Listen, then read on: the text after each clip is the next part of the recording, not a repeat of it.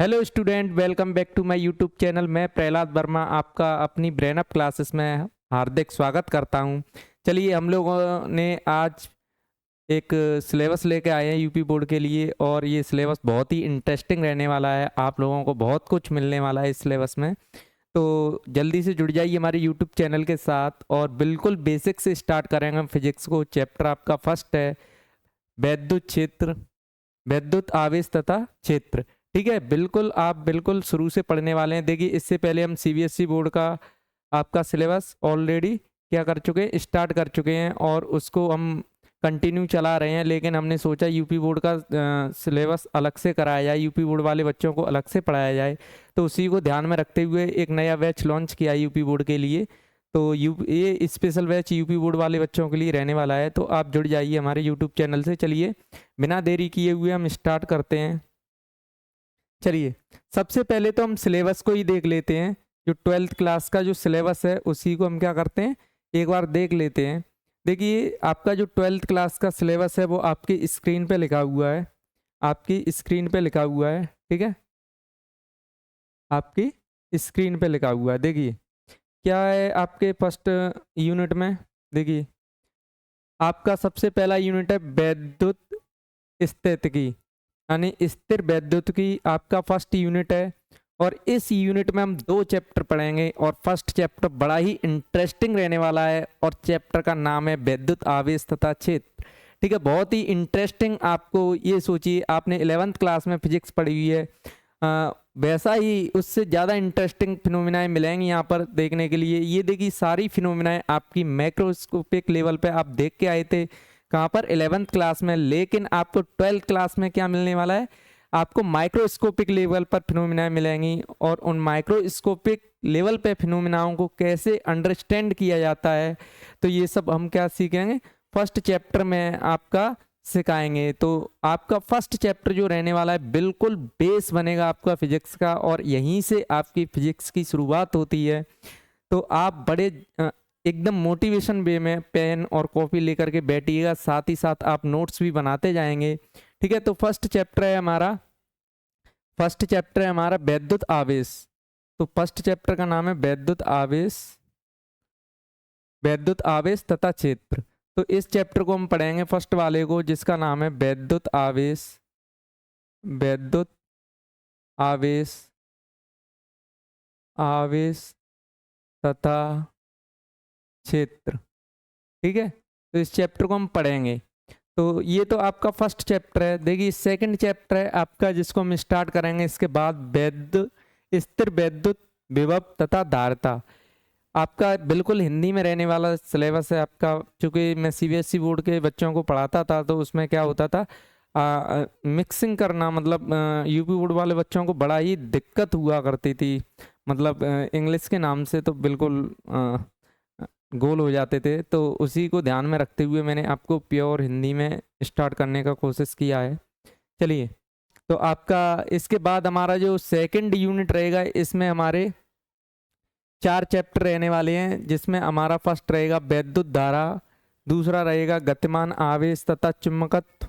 ठीक है, इसके बाद तीसरा इसका जो चैप्टर रहेगा इस चैप्टर का, और वैसे फिजिक्स का आपका 5वां होगा चुंबकत्व एवं द्रव, और 6 रहेगा विद्युत चुम्बकीय प्रेरण, और 7वां रहेगा हमारा, 7वां कौन सा रहेगा, प्रत्यावर्ती धारा रहेगी।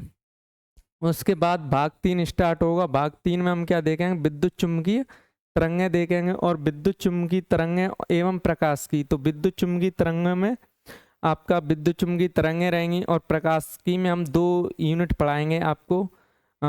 एक रहेगा फर्स्ट चैप्टर आपका रहेगा रे ऑप्टिक्स, जिसको हम बोलते हैं तरंग प्रकाश की, और एक पढ़ेंगे वेव ऑप्टिक्स, जिसको हम बोलते हैं,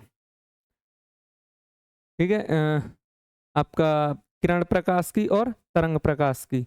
तो 2 चैप्टर पढ़ेंगे, ray optics and wave optics. Ray optics को बोलते किरण प्रकाश की, और वेव ऑप्टिक्स को बोलते तरंग प्रकाश की। ठीक है, तो 2 चैप्टर पढ़ने के बाद सीधा हमारा जो 4th यूनिट आ जाएगा। 4th यूनिट में हम क्या पढ़ेंगे, आधुनिक भौतिकी पढ़ेंगे, जिसमें फर्स्ट चैप्टर विकिरण तथा पदार्थ की द्वैती प्रकृति। इसमें हम क्या पढ़ने वाले हैं, इसमें हम पढ़ने वाले हैं आपके डी ब्रोगली वेवलेंथ और आइंस्टाइन इक्वेशन, ये जो सोलर पैनल होते हैं वो कैसे काम करते हैं, तो ये सब हम किस में देखने वाले हैं, आपके आधुनिक भौतिकी में फर्स्ट चैप्टर जो स्टार्ट होगा उसमें देखेंगे। फिर उसके बाद हम आपका नया चैप्टर लेके आएंगे परमाणु एटम, जिसको एटम बड़ा ही इंटरेस्टिंग चैप्टर है। देखिए मानो तो फिजिक्स ही बड़ी इंटरेस्टिंग है, नेचर में जो जो चीज़ें आपको देखने को मिलती हैं वो सब फिजिक्स में ही आप क्या कर सकते हो, देख सकते हो। फिजिक्स बड़ा ही, जितनी चीज़ें आप आंखों से देख पा रहे हैं, बड़ा ही इंटरेस्टिंग सब्जेक्ट है फिजिक्स। पता नहीं इसको क्यों टफ बना लेते हैं बच्चे। चलिए तो बड़ी ही आप जुड़ते रहिए हमारे साथ, और हम क्या करेंगे, कमेंट भी करते जाइए और चैनल को सब्सक्राइब भी करते जाइए। आप लोगों का एक भी कमेंट नहीं आया है अभी तक। चलिए तो नेक्स्ट हमारा रहेगा नाभिक, न्यूक्लियाई चैप्टर रहने वाला है। और न्यूक्लियाई में हम क्या पढ़ेंगे, आपका जो एटम के इनसाइड में आपका जो न्यूक्लियस है वो कैसे बिहेवियर करता है, क्या क्या प्रॉपर्टी होती है न्यूक्लियस की, तो ये सब हम पढ़ने वाले हैं आपके न्यूक्लियाई चैप्टर में। और आपका लास्ट चैप्टर जो होगा वो अर्धचालक इलेक्ट्रॉनिकी होगा। और अर्धचालक इलेक्ट्रॉनिकी में हम क्या पढ़ेंगे, आपके जो सेमीकंडक्टर डिवाइसेस होते हैं, जो आपका जैसे पीएन जंक्शन डायोड हो गया, पी टाइप क्रिस्टल हो गया, एन टाइप क्रिस्टल हो गया। और पीएन जंक्शन डायोड को हम क्या इसमें अग्र अवनति में जोड़ेंगे और पश्च अवनति में जोड़ेंगे। तो ये सब पूरा हमारा क्या सिलेबस है, इसको हम बड़े ही मज़े में पढ़ेंगे फिजिक्स को पूरी को। तो चलिए बिना देरी किए हुए हम इस चैप्टर को स्टार्ट करते हैं। तो क्या सभी लोग आप तैयार हैं, तो आप एक बार क्या कर दीजिए, कमेंट कर दीजिए, यस लिख दीजिए कमेंट में, और रेडी हो जाइए फिजिक्स को पढ़ने के लिए। बड़ा ही आपको मज़ा आने वाला है। और आप सबसे पहले आपका चैप्टर स्टार्ट करेंगे भौतिकी का, वो है वैद्युत आवेश तथा क्षेत्र। तो क्या सभी लोग रेडी हैं? मैं अगली नेक्स्ट स्क्रीन पर चलता हूँ। सभी लोग रेडी हों तो एक बार आप क्या कर दीजिए, यस लिख दीजिए कमेंट में, यस लिखिए। अभी तक आपका एक भी लोगों का कमेंट मेरे को नहीं दिखाया है, तो आप यस लिखिए अगर आप सभी लोग रेडी हैं। तो चलिए तो बिना देरी किए हुए आपका चैप्टर आपकी स्क्रीन पर है, वैद्युत क्षेत्र, वैद्युत आवेश तथा क्षेत्र, ये आपका चैप्टर है। और सबसे पहले हम जो हमारा मोटिव है, चूंकि इसका नाम ही है वैद्युत आवेश तथा क्षेत्र, तो देखिए सबसे पहले हम क्या पढ़ेंगे, आपका जो यूनिट है ये इलेक्ट्रोस्टैटिक के नाम से यूनिट है आपका। देखिए इलेक्ट्रोस्टैटिक क्या होता है, एक बार मैं बता दूं आपको। देखिए इलेक्ट्रोस्टैटिक क्या होता है, इलेक्ट्रोस्टैटिक स्टैटिक, देखिए इलेक्ट्रोस्टैटिक क्या होता है, इलेक्ट्रो का मतलब होता है इलेक्ट्रॉन, क्या होता है इलेक्ट्रॉन, इलेक्ट्रो का मतलब होता है इलेक्ट्रॉन, स्टैटिक मान ले रुका हुआ। मतलब इस यूनिट में हम जो इलेक्ट्रॉन को देखेंगे वो रुकी हुई पोजीशन में देखेंगे, मतलब आपका इलेक्ट्रॉन रुका हुआ है, बिल्कुल भी नहीं चल रहा है, तब उसकी प्रॉपर्टी क्या बनेगी, उन सब चीज़ों के बिहेवियर को हम देखेंगे। तो ऐसी प्रॉपर्टी को देखने के लिए जिस यूनिट में इसकी स्टडी की जाती है उसका नाम होता है आपका इलेक्ट्रोस्टैटिक्स। चलिए तो इलेक्ट्रोस्टैटिक्स में आपका फर्स्ट चैप्टर है वैद्युत आवेश तथा क्षेत्र। तो इसमें देखिए सबसे पहले हम क्या पढ़ेंगे, वैद्युत आवेश ही पढ़ेंगे। और हम ये देखेंगे कि जो आपका आवेश होता है, वैद्युत आवेश, वो कितने टाइप्स का होता है, कितने टाइप्स का होता है ये देखेंगे। चलिए तो देखते हैं वैद्युत आवेश को। ये आपकी हेडिंग डली हुई है वैद्युत आवेश, ये हेडिंग डली हुई है वैद्युत आवेश, इलेक्ट्रिक चार्ज।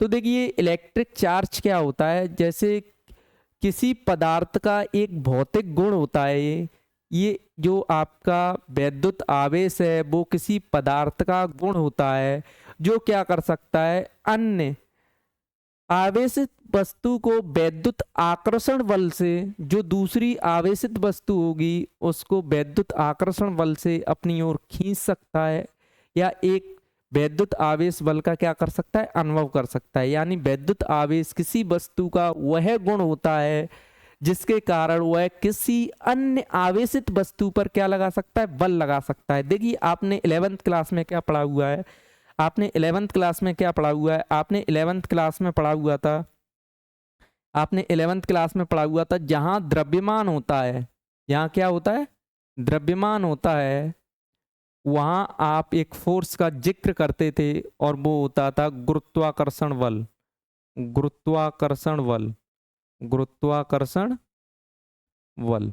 तो देखिए जहां पर आपको द्रव्यमान दिखे, मास दिखे, किसी बॉडी में मास दिखे, तो वहाँ पे कौन सा बल लगाते हैं, गुरुत्वाकर्षण बल का जिक्र करते आए हैं हम 11th क्लास में, और इसका फॉर्मूला आपने पढ़ा था F=G m1m2/r²। देखिए ज़्यादा से ज़्यादा लोगों को शेयर करिए हमारे चैनल को, और क्या करिए, सब्सक्राइब भी मारते जाइए चैनल को दबा के, ठीक है। बहुत ही इंटरेस्टिंग मज़ा आने वाला है फिजिक्स को लेकर के। तो देखिए आपने क्या है, जहाँ द्रव्यमान होता है वहाँ पे क्या होता है, गुरुत्वाकर्षण बल काम करता है। जस्ट इसी सिनेरियो को अगर हम देखें, जहाँ पर आपका आवेश होगा, क्या होगा, आवेश, तो वहाँ पर एक बल काम करेगा जिसका नाम है वैद्युत बल। जिसका क्या नाम है, वैद्युत बल। तो देखिए वैद्युत बल जो होते हैं वो किसके कारण लगते हैं, आवेश के कारण। ये किसके कारण लगते हैं, आवेश के कारण। कारण क्या है इनका, आवेश। और द्रव्यमान के कारण कौन सा बल लगता था, क्या कारण था, गुरुत्वाकर्षण बल किसके कारण लगता था, द्रव्यमान के कारण। तो आप हमेशा ध्यान रखेंगे, जहां जहां द्रव्यमान का जिक्र होगा वहां वहां क्या आएगा, गुरुत्वाकर्षण बल आएगा। अब देखिए एक क्वेश्चन आप लोगों के दिमाग में चल रहा होगा, क्या ये दोनों बल एक साथ काम कर सकते हैं? बिल्कुल कर सकते हैं। अगर किसी बॉडी पर मास और चार्ज एक साथ हैं तो दोनों फोर्स एक साथ काम करेंगे। आप ध्यान रखिए, जहां आपका आवेश होगा वह आवेश बिना मास के एग्जिस्ट नहीं कर सकता। मतलब आवेश होगा वहाँ गुरुत्वाकर्षण बल भी होगा। और साथ ही साथ आपको ये बताएंगे कि हम क्यों नहीं यहाँ पर गुरुत्वाकर्षण बल का जिक्र ज़्यादा करते हैं, क्योंकि यहाँ पर आप इतना कंसेप्ट समझ लीजिए अभी फिलहाल के लिए। कंसेप्ट ये है कि जो गुरुत्वाकर्षण बल होता है वो बहुत ही क्या होता है आपका, इसके कंपैरिजन में बहुत कम होता है, बहुत कम होता है। इस वजह से ये वाली चीज़ को हम क्या करते हैं, निगलेक्ट करते हैं। तो हमने अभी तक एक चीज सीख ली कि आवेश जो होता है वो किसी वस्तु का गुण होता है जो अन्य आवेशित वस्तु पर क्या लगा सकता है, बल लगा सकता है। अन्य आवेशित वस्तु पर बल लगा सकता है। चलिए चैनल को सब्सक्राइब भी मारते जाइए साथ ही साथ। तो ठीक है, देखिए इसको किससे रिप्रेजेंट किया जाता है, इसको या तो स्मॉल क्यू से रिप्रेजेंट करेंगे या कैपिटल क्यू से। इसका जो मात्रक होता है वो क्या होता है, कूलाम होता है। इसका मात्रक क्या होता है, कूलाम। तो अब देखिए आप लोगों ने अगर लिख लिया हो तो मैं नेक्स्ट स्लाइड पे पढ़ता हूँ। अब इसको हम देखेंगे टाइप्स ऑफ चार्ज, मतलब आवेश कितने प्रकार के होते हैं। तो देखिए आवेश होते हैं वो दो प्रकार के होते हैं, और इनको दो प्रकार को कितने कैटेगरी में बांटा गया है तो यहीं पे मैं बता दूं आपको। ये दो प्रकार के होते हैं। एक होता है आपका धनात्मक आवेश, धनात्मक आवेश। अब देखिए जो धनात्मक आवेश, और एक होता है दूसरा आपका ऋणात्मक आवेश, ऋणात्मक आवेश। ठीक है, तो आवेश कितने प्रकार के होते हैं, दो प्रकार के होते हैं। एक होता है धनात्मक आवेश और दूसरा होता है आपका ऋणात्मक आवेश। अब देखिए कब हम किसी वस्तु पर धनात्मक आवेश बोलेंगे और कब हम ऋणात्मक आवेश बोलेंगे, इसका भी हम जिक्र इसी वीडियो में कर ले रहे हैं। देखिए जब हम, चलिए एक स्लाइड ऐड कर ले रहे हैं, देखिए मान लीजिए ये कोई वस्तु है, ये कोई वस्तु है और ये कोई अन्य वस्तु है। ठीक है, ये ऑब्जेक्ट बी है, ये ऑब्जेक्ट ए है। हमने क्या किया, हम मान ले रहे हैं, माना कि इस ऑब्जेक्ट पे कितने इलेक्ट्रॉन है, 10 इलेक्ट्रॉन है, 10 इलेक्ट्रॉन है। और प्रोटॉन कितने, प्रोटॉन भी 10 है, प्रोटॉन भी कितने, 10 हैं, 10 प्रोटॉन है, 10 इलेक्ट्रॉन है। ठीक है, अब देखो इनिशियली हम क्या मान रहे हैं, इस पे क्या मान रहे हैं, मान लीजिए 20 इलेक्ट्रॉन है, 20 इलेक्ट्रॉन है और 20 ही आपके क्या है, प्रोटॉन है इस वाली वस्तु पर। अगर मैं अब क्या करूं कि मैं इस ऑब्जेक्ट से वस्तु ए से वस्तु बी पर, वस्तु ए से वस्तु ई पर एक इलेक्ट्रॉन निकाल के पहुंचा दूं, इधर ट्रांसफर कर दूं, एक इलेक्ट्रॉन निकाल दिया। तो देखो इनिशियली क्या था, जितने इलेक्ट्रॉन थे उतने ही प्रोटॉन थे, और जितने इलेक्ट्रॉन होते हैं उतने ही प्रोटॉन होते हैं। तो उस अवस्था में जो आपकी वस्तु होती है वो कैसी अवस्था में होती है, आपकी न्यूट्रल अवस्था में होती है। न्यूट्रल अवस्था बोले तो मतलब उस पर कोई चार्ज नहीं होता है। इनिशियली ये भी क्या है, 20 प्रोटॉन है, 20 इलेक्ट्रॉन है। क्यों ऐसा होता है, उसका रीजन क्या है, क्योंकि इलेक्ट्रॉन पे जो चार्ज होता है वो माइनस का होता है, इस पे होता है प्लस का। तो दोनों को ऐड करते हैं ना जब हम, दोनों को ऐड करते हैं तो वो टोटल चार्ज क्या मिल जाता है, 0। इनिशियली इस पे भी क्या होगा, 0 होगा। लेकिन मैंने क्या किया, अब एक इलेक्ट्रॉन निकाल के इसको दे दिया। तो देखो भाई साहब होगा क्या, एक इलेक्ट्रॉन इसको दोगे तो इस पे अब इलेक्ट्रॉन, नए इलेक्ट्रॉन कितने हो जाएंगे, 21 इलेक्ट्रॉन हो जाएंगे। लेकिन प्रोटॉन अभी भी कितने हैं, 20 हैं। अब देखो ये नेगेटिव का 21 है, प्लस का 20 है, इनको ऐड करोगे तो एक माइनस का बच जाएगा इलेक्ट्रॉन। एक किसका बच गया, माइनस का बच गया। किसकी वजह से, किसकी वजह से बचा है, जब हमने एक इलेक्ट्रॉन इधर ट्रांसफर किया है तब। लेकिन इधर क्या हुआ होगा, इधर आपके 9 इलेक्ट्रॉन रह गए होंगे और 10 क्या है, प्रोटॉन है। अब आप इधर ऐड करोगे तो प्लस ई बचेगा, मतलब यहाँ पर एक प्रोटॉन ज्यादा हो जाएगा और यहाँ पर एक आपका प्रोटॉन क्या हो जाएगा, कम हो जाएगा। कहने का मतलब मेरा क्या है, हाँ जी हमारे साथ जुड़ सके हैं कौन, good evening, good evening Pradeep Verma, हाँ जी। तो यहाँ पे क्या हो जाएगा, एक इलेक्ट्रॉन आपका क्या हो गया, डिक्रीज कर गया। और एक इलेक्ट्रॉन कम होने की वजह से, अब देखो इलेक्ट्रॉन होता क्या है कि इलेक्ट्रॉन जब भी जाएगा, जब भी हम इलेक्ट्रॉन का ट्रांसफर करेंगे, जब भी हम इलेक्ट्रॉन का ट्रांसफर करेंगे तो वो अपने साथ इतना तो अपने साथ चार्ज ले जाएगा। क्या ले जाएगा, चार्ज लेके जाएगा। और साथ में क्या ले जाएगा, 9.1 इंटू 10⁻⁻31 किलोग्राम अपना मास ले जाएगा। तो ओवरऑल क्या है, इस पे से नेगेटिव चार्ज कम हो रहा है। क्या हो रहा है, नेगेटिव चार्ज कम हुआ है। अब देखो नेगेटिव चार्ज अगर कम हुआ है इस बॉडी पे से तो पॉजिटिव चार्ज बढ़ रहा है। मतलब जब इलेक्ट्रॉन घटेंगे, इस ऑब्जेक्ट से इलेक्ट्रॉन घटेंगे, हम घटाएंगे, इससे डिक्रीज करेंगे इलेक्ट्रॉन को, तब इस पर कैसा आवेश आता जाएगा, धनात्मक आवेश आता जाएगा। कैसा आवेश आता जाएगा। और जिस वस्तु पर इलेक्ट्रॉन बढ़ते हैं, जिस वस्तु पे इलेक्ट्रॉन बढ़ते हैं उस पर कैसा आवेश आता जाता है, ऋणात्मक आवेश आता जाता है। तो आवेश दो प्रकार के होते हैं, जिस वस्तु पर इलेक्ट्रॉन की कमी होती है उस पर धनात्मक आवेश आता है, और जिस वस्तु पर इलेक्ट्रॉनों की अधिकता होती है उस पर कैसा आवेश आता है, आपका ऋणात्मक आवेश आता है। तो इस स्लाइड में हमने यही बताया था आपको, इस स्लाइड में क्या बताया था कि आवेश दो प्रकार के होते हैं। तो ऋणात्मक आवेश कब मिलेगा, जब इलेक्ट्रॉन की अधिकता होगी। इलेक्ट्रॉन की क्या हो जाएगी, इलेक्ट्रॉन की अधिकता किस पर होगी, वस्तु पर अधिकता होगी, ठीक है, होगी।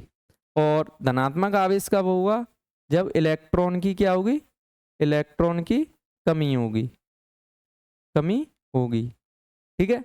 तो हमने यहाँ से दो चीजें सीख ली कि जो आवेश होता है वो किसी वस्तु का वह गुण होता है जो किसी अन्य आवेशित वस्तु पर क्या लगा सकता है, बल लगा सकता है। आवेश दो प्रकार के होते हैं, धनात्मक आवेश और ऋणात्मक आवेश। तो धनात्मक आवेश वे आवेश होते हैं जिन पर जिस वस्तु पर इलेक्ट्रॉन की कमी हो जाती है, जब वस्तु पर इलेक्ट्रॉन की कमी हो जाती है तो उस पर कैसा आवेश आ जाता है, धनात्मक आवेश आ जाता है।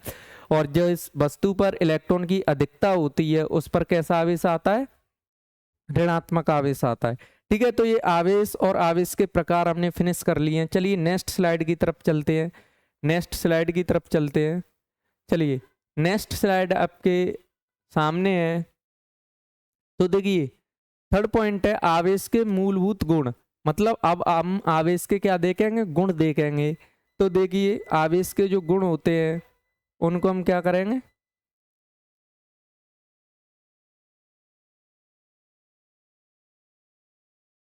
हाँ तो चलिए हम लोग क्या कर रहे थे, आपका बता रहे थे कि आवेश के मूल गुण। तो देखिए इसके तीन आपके क्या होते हैं, मूल गुण होते हैं जिनको हम क्या बोलते हैं। फर्स्ट है आपका वैद्युत आवेश के तीन महत्वपूर्ण गुण। तो फर्स्ट है आवेश संरक्षण का सिद्धांत।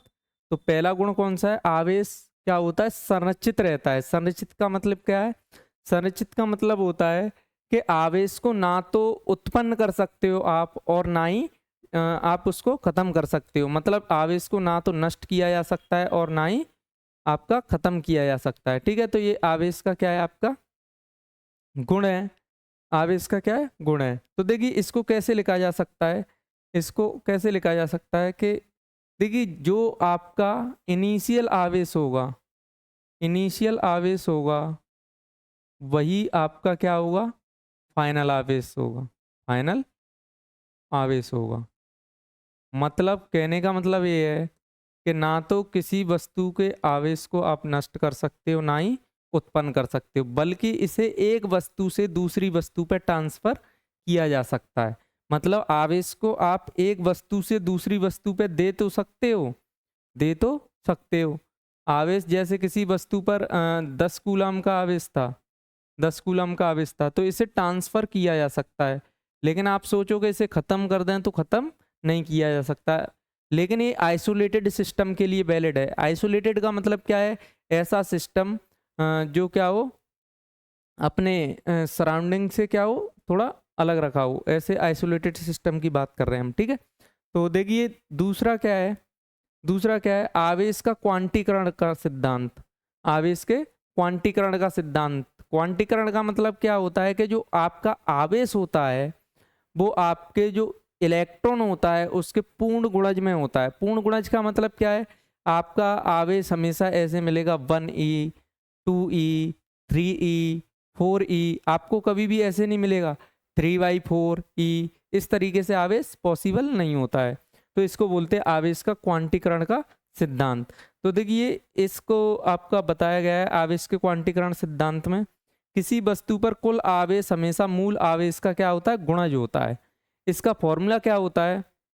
इसका फॉर्मूला होता है Q equal to N e. अब देखो Q equal to N e. अब देखो n क्या है? जहां जहां n बराबर पूर्णांक संख्या है। कैसी संख्या है? पूर्णांक। पूर्णांक का मतलब है n की वैल्यू क्या हो सकती है? +-1 हो सकती है, +-2 हो सकती है, +-3 हो सकती है, डॉट डॉट डॉट। और E क्या है?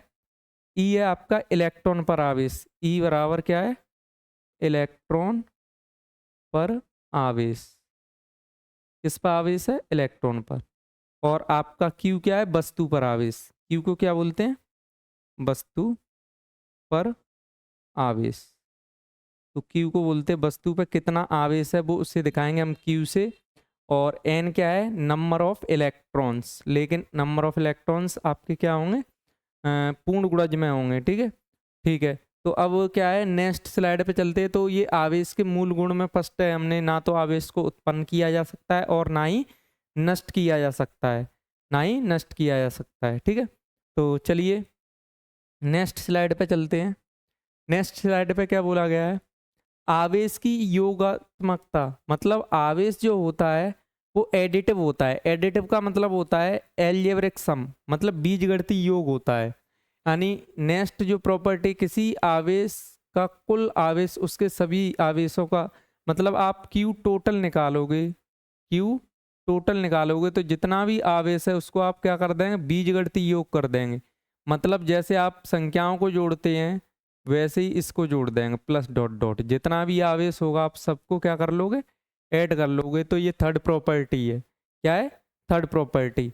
अब देखिए जो मैं नेक्स्ट चीज़ बताने जा रहा हूँ इसको आप याद रखेंगे, जो आगे चल के बहुत काम आने वाली है। और मैं क्या बता रहा हूँ? इलेक्ट्रॉन और प्रोटॉन पर आवेश।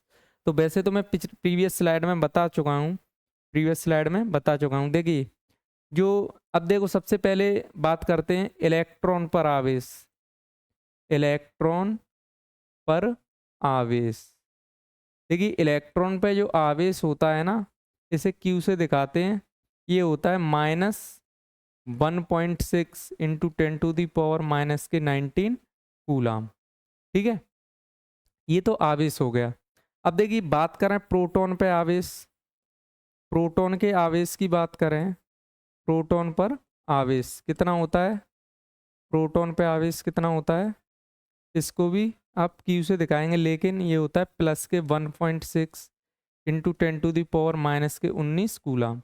लेकिन ऐसा कोई रेस्ट्रिक्शन नहीं है। देखिए जो मिल्कन ड्रॉप ऑयल एक्सपेरिमेंट था उसमें जो मिल्कन थे उन्होंने मान लिया था कि जो इलेक्ट्रॉन पे जो आवेश होता है वो कितना होता है? -1.6 × 10⁻⁻19 कूलाम। दोनों पे इक्वल चार्ज आया था। एक को प्लस मान लिया था उन्होंने, एक को क्या मान लिया था? माइनस। लेकिन ऐसा कोई रेस्ट्रिक्शन नहीं है कि इसको प्लस क्यों लिया गया है। अब देखो हम इलेक्ट्रॉन का मास और लिखते हैं। क्या लिखते हैं? इलेक्ट्रॉन का द्रव्यमान। इलेक्ट्रॉन का द्रव्यमान। देखिए द्रव्यमान कितना होता है इलेक्ट्रॉन का, इसको दिखाते हैं हम Me से। किससे दिखाते हैं? Me से। इस पे होता है 9.1 इंटू 10⁻⁻31 किलोग्राम। अब देखिए ये तो हो गया इलेक्ट्रॉन पर, ऐसे ही प्रोटॉन पर क्या होता है, द्रव्यमान होता है। तो प्रोटॉन का द्रव्यमान कितना होता है, प्रोटॉन का द्रव्यमान, mass of the proton is equal to होता है 1.67 इंटू 10⁻⁻27 किलोग्राम। तो ये आपको याद रखने रिजल्ट। और देखिए अगर आपको न्यूट्रॉन का द्रव्यमान पूछा जाए, न्यूट्रॉन का द्रव्यमान पूछा जाए, मास ऑफ द न्यूट्रॉन, तो वो कितना होगा, यही लगभग यही होता है अप्रोक्सीमेटली 1.67 इंटू 10⁻⁻27 किलोग्राम। अब देखिए न्यूट्रॉन पर जो आवेश होता है ना, आवेश कितना होता है, न्यूट्रॉन पर 0 होता है। न्यूट्रॉन का आवेश कितना होता है, न्यूट्रॉन पर आवेश, आवेश कितना होगा, 0 होता है। क्यू की वैल्यू क्या होती है, 0। ठीक है, उदासीन कण है, कैसा कण है, उदासीन। तो आप ये इस टेबल को याद कर लीजिए, आपका बेसिक लेक्चर है। आप ये जो चीज़ें मैंने लिखाई हैं बहुत ही ज़्यादा काम में आने वाली चीज़ें हैं, और आप बिना डरे हुए फिजिक्स को पढ़िए। तो देखिए अभी तक हमने क्या पढ़ लिया है, एक लाइन में रिकॉल कर ले रहे हैं। सबसे पहले हमने आवेश पढ़ा, आवेश में क्या पढ़ा कि आवेश किसी वस्तु का वह गुण होता है जो क्या करता है, अन्य आवेशित वस्तु पर बल आरोपित करता है। आवेश को क्यू से रिप्रेजेंट किया जाता है, क्यू से दिखाया जाता है, और इसका जो मात्रक होता है वो कूलाम होता है। इसके बाद हमने पढ़ा आवेश के प्रकार। आवेश के प्रकार में हमने पढ़ा आवेश 2 प्रकार के होते हैं। एक पढ़ा हमने धनात्मक आवेश, दूसरा पढ़ा ऋणात्मक आवेश। धनात्मक आवेश क्या होता है, जब किसी वस्तु पर इलेक्ट्रॉन की कमी हो जाती है तो उसको हम क्या बोलते हैं, धनात्मक आवेश बोलते हैं। और जब किसी वस्तु पर इलेक्ट्रॉन की अधिकता होती है तो उसको हम क्या बोलते हैं, ऋणात्मक आवेश बोलते हैं। ठीक है, इसके बाद हमने आवेश के गुण पढ़े। आपके फर्स्ट में क्या पढ़ा हमने, आवेश के आप क्वांटाइज आपका चार्ज कंजर्वेशन लॉ। ठीक है, मतलब आवेश संरक्षण सिद्धांत पढ़ा। इसमें हमने बताया था कि जो आवेश को ना तो उत्पन्न किया जा सकता है और ना ही नष्ट किया जा सकता है, बल्कि इसे एक वस्तु से दूसरी वस्तु पर ट्रांसफर किया जा सकता है।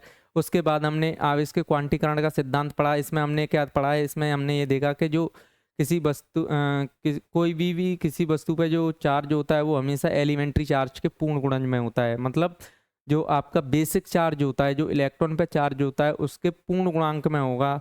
थर्ड प्रॉपर्टी हमने पढ़ी जो आपके सामने लिखी हुई है कि किसी भी वस्तु पर कुल आवेश को कैसे निकाला जाता है, बीजगणितीय योग से निकाला जाता है। जैसे आप संख्याएं जोड़ते हैं उसी प्रकार से इसको जोड़ा जा सकता है। ठीक है, तो इलेक्ट्रॉन और प्रोटॉन पर आवेश मैंने ये लिखा है। इस टेबल को आप बना लीजिए, बड़ी इंपॉर्टेंट टेबल है, आपको न्यूमेरिकल करने में भी आपका क्या करने वाली है, आपके काम में आने वाली है। तो आप क्यों ना बार बार चीज़ों को जब हमारे सामने आने ही वाली हैं तो क्यों डरें उनसे, आपको इतना तो करना ही पड़ेगा। इसके अलावा आपको कोई रटने वाली चीज़ नहीं बताने वाला हूँ मैं। चलिए नेक्स्ट स्लाइड पर चलते हैं।